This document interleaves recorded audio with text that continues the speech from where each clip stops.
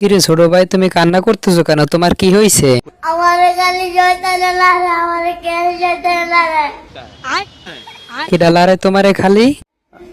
বুঝছি না, আমি কি বুঝাই এখন? আমারে কেন শয়তানে লাগে? হুজুর, ওর একটু ভালো মতন জিজ্ঞান তো, ওর কি হয়েছে? আমি তো কিছু বুঝতে পারতেছি না। আপনার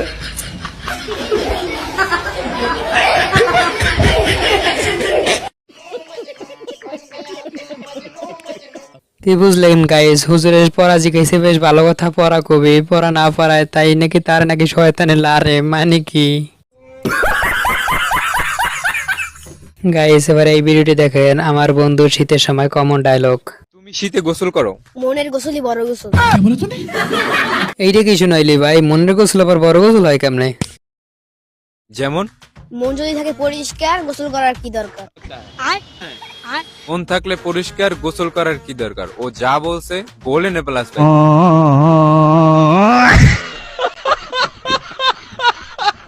কি গাইস, বুঝলেন তো? মন যদি থাকে পরিষ্কার, গোসল করার কি দরকার? মনের গোসলই নাকি বড় গোসল। আপনি যদি একমত হন তাহলে ভিডিওতে একটা লাইক দিয়ে যান।